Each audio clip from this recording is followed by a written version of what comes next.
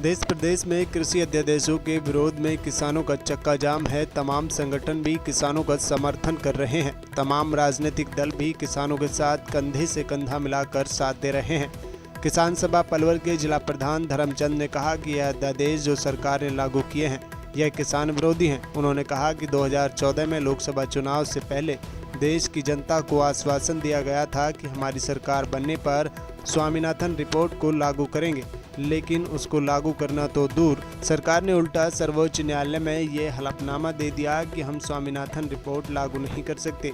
भारतीय किसान यूनियन ने पलवल जिला अध्यक्ष ऋषिपाल चौहान ने कहा कि सरकार द्वारा पारित किए गए तीनों अध्यादेश किसानों के हित में नहीं है। सरकार से मांग है कि तीनों अध्यादेशों को वापस ले। उन्होंने किसानों पर लाठीचार्ज की निंदा करते हुए कहा कि सरकार तुरंत प्रभाव से किसानों पर दर्ज किए गए मुकदमों को वापस ले। उन्होंने कहा कि किसान अध्यादेशों के विरोध में किसानों का यह आंदोलन जारी रहेगा। वहीं केंद्र सरकार द्वारा लागू किए गए तीनों अध्यादेशों को पलवल के विधायक दीपक मंगला ने पूर्णतः किसानों को हित में बताया और कहा कि कुछ विपक्ष के राजनीतिक लोग किसानों को गुमराह कर रहे हैं। ये अध्यादेश किसान विरोधी हैं, जबकि तीनों अध्यादेशों का किसान को बहुत फायदा मिलेगा। किसान विपक्षी दलों के बहकावे में बिल्कुल न आए।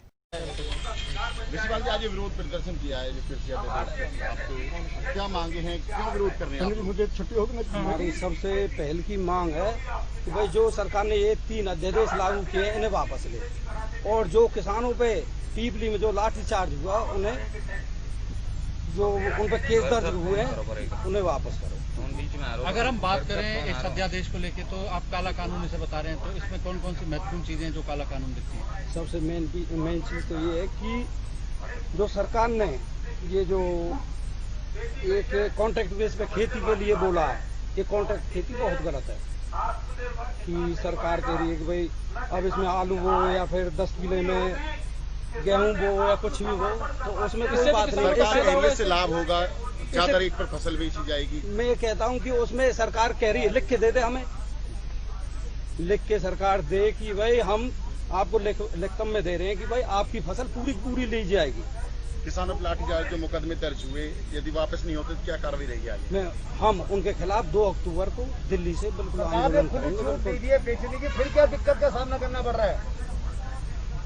कैसे सरकार ने खुली छूट दे दी है कि आप किसान का अपने रेट से बेच सकते हैं, क्या समस्या आ रही है? ये मेन चीज है कि जो MSP है वो रेट है वो कोई नहीं है, बराबर हो जाएगा। जैसे कि आप देख रहे हैं कि बिहार में है, लेकिन सरकार का दावा MSP तो रहेगा, मंडियां रहेंगी पहले की तरह जैसे काम कर रही है, कुछ भी नहीं रहेगा। सरकार ये एक चीज है कि जो बोलते कुछ है और करते कुछ है, इसलिए विश्वास। चौहान साहब, आप आम आदमी पार्टी को समर्थन दे रही है किसानों के, बिल्कुल क्या चाहोगे इस बारे में? बिल्कुल। देखिए, जो सरकार ने जो 3 अध्यादेश लाए हैं ये केवल और केवल किसान को बर्बाद करने के लिए हैं, और आम आदमी पार्टी उस चीज का पूरा विरोध करती है। जो 3 अध्यादेश लाई है सरकार, आम आदमी वो तीनों किसानों को बर्बाद कर देंगे। वो हाल तो अब किसानों के पास जमीन रही नहीं, कोई 2-2, 4-4 एकड़ के जमींदार रहे हैं, और उनके भी अधिकार छीन के ये सरकार इन पूंजीपतियों को देना चाहती है। और आम आदमी पार्टी इसका पुरजोर विरोध करती है। हमारे सांसदों ने भी राज्यसभा में भी इसका विरोध किया है, और हम जमीनी लेवल पर भी किसानों के साथ हैं और इस चीज का विरोध करते हैं कि या तो सरकार इस अध्यादेश को वापस ले तीनों को, उन किसानों के साथ हम आखिरी हद तक जाने को तैयार है अपनी पार्टी की तरफ से। सरकार कह रही है कि इससे किसानों को फायदा होगा, पेश हो गया बिल राज्यसभा में। अगर किसान आज के टाइम में, किसान हर आदमी को पता है कि ये किसानों का फायदा नहीं, ये पूंजीपतियों का फायदा है। इससे किसानों को कोई फायदा नहीं होगा। जब MSP नहीं रहेगी, किसान का रेट कोई कीमत होगी नहीं, तो वो किस रेट खरीदेगा? पूंजीपति अपने हिसाब से रेट तय करेंगे। स्वामीनाथन आयोग बिठाया था, क्या नाम है जी आपका? धर्मचंद, जिला प्रधान किसान सभा पलवल और संयोजक किसान संघर्ष समिति पलवल। हर चीज जो पैदावार करता है किसान, वो MSP पे बिकती नहीं है। देखिए, आपको अच्छी तरह याद होगा कि 2014 के लोकसभा चुनाव से पहले मोदी सरकार ने जो है ये देश की जनता को आश्वासन दिया था तो अगर हम सत्ता में आएंगे तो उस टाइम एक स्वामीनाथन आयोग की रिपोर्ट की मांग थी कि हम इसको आते ही लागू करेंगे। और आपने देखा लागू करना तो दूर की बात है, सरकार ने सर्वोच्च न्यायालय में हल्फनामा दे दिया कि हम इसको लागू नहीं कर सकते। बार बार सरकार कह रही है कि हम 2022 तक मतलब जो किसानों की आय दोगुनी कर देंगे। जब आप जो न्यूनतम समर्थन मूल्य है, हम तो स्वामीनाथन आयोग के अनुसार कहते हैं C2 प्लस 50% के हिसाब से 1.5 गुना कीमत दी जाए।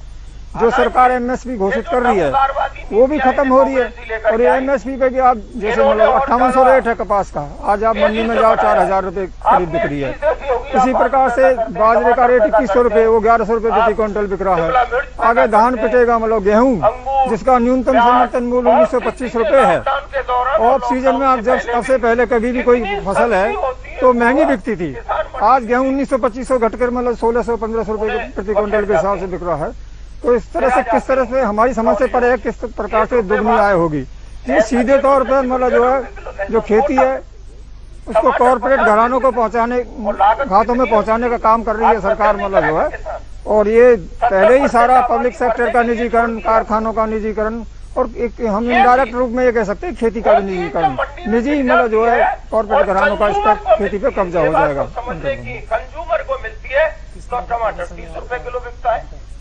प्रदर्शन अभी यहाँ ये हम प्रोटेस्ट करें, इसके बाद मतलब जो है जुलूस निकालेंगे, ये कौन है शहर की तरफ चलेंगे। जो सारा मुनाफा उसकी जेब में जा रहा है, वो उपभोक्ता को भी ज्यादा पैसा देना पड़ रहा है। 1-2 उसके बाद 25 तारीख की और कॉल है पूरे देश में मतलब जो है बंद की कॉल है। जैसे जैसे जिसकी ताकत है उस तरह से 25 तारीख आने वाली 25 सितंबर को भी मतलब जो है पूरे जिला हेडक्वार्टर पर प्रोटेस्ट किया जाएगा। किया है जो कृषि अध्यादेश के लेकर क्या आप चाहते हैं? हम चाहते हैं कि जो किसानों के साथ छलावा हो रहा है, ये जो अध्यादेश हैं ये किसान विरोधी हैं, किसान को बहुत घाटा जा रहा है। जो मंडियों का किसानों का जो चोली दामन का साथ है उसमें भी जो है फर्क आ रहा है। नहीं तो हम अपनी फसल को आड़त में बेचना चाहते हैं, अगर 8 दिन नहीं होगी तो हमारी पेमेंट की गारंटी कौन देगा? सरकार कह रही है इससे किसानों को फायदा होगा। कोई फायदा नहीं होने वाला है। अब सरकार लिखित में दे गारंटी, अगर जो हम फसल बेचते हैं उसकी जो पेमेंट जो है वो लिखित में दें कि हम गारंटी लेते हैं। बगैर आड़ती के बताओ हमें क्या विश्वास है? राज्यसभा में बिल पेश हो चुका है। बिल पेश हो चुका है, ठीक है जी, हम तो विरोध करेंगे। सरकार की मर्जी है, अगर जैसे लाना चाहे वो लाती रहो, हम तो विरोध करते रहेंगे, चाहे हमें कितनी भी बड़ी कुर्बानी देनी पड़े, लेकिन हम इसका विरोध करते रहेंगे। जो नुकसान आप बता रहे हैं वो किस प्रकार का नुकसान है, क्या क्या नुकसान है? वो नुकसान एक तो ये है कि हमारा जो हमको किसी भी चीज की जरूरत पड़ती है, किसान को 24 घंटे पैसे की जरूरत पड़ती है, तो हम आड़तियों से उधार भी ले लेते हैं और फसल के टाइम पर उनका भुगतान कर देते हैं। इसके बीच में हमें बताओ कौन लेन देन करेगा? अब आपकी क्या मांगे हैं कि जो सरकार माने उसे? हमारी मांगे हैं ये जो 3 अध्यादेश आए हैं, ये जो किसान विरोधी हैं, इनको वापस लेना चाहिए। तो क्या इन तीनों में से कोई भी ठीक नहीं है? नहीं है, हमारे उसमें कोई भी ठीक नहीं है। किसानों का अध्यादेश 3 अध्यादेश है, जगह विरोध हो रहा, आज भी किसान विरोध पर हैं, क्या कहोगे क्या है इस? देखिए, मेरा सभी अपने किसान भाइयों से, किसान संगठनों से मेरी यही अपील है कि हम सरकार किसानों के भले की बात कर रही है। माननीय मोदी जी ने किसानों के भले के लिए किसानों की आय दुगनी हो, किसान अपनी उपज को मार्केट में जा कर के बेच सके, ना कोई MPS के उसमें कहीं कोई परिवर्तन आ रहा। किसान जैसे पहले सरकारी खरीद होती थी वैसे सरकारी खरीद होगी। ये विपक्ष दशकों से किसानों को भ्रमित करता आया है। अब जब किसानों के हित की बात हो रही है तो वो भ्रम फैलाने का काम कर रहा है। तो मेरा सभी किसान भाइयों से यही अनुरोध है कि हम भ्रमित ना हों। ये जो अध्यादेश आए हैं ये किसान के हितैषी अध्यादेश हैं।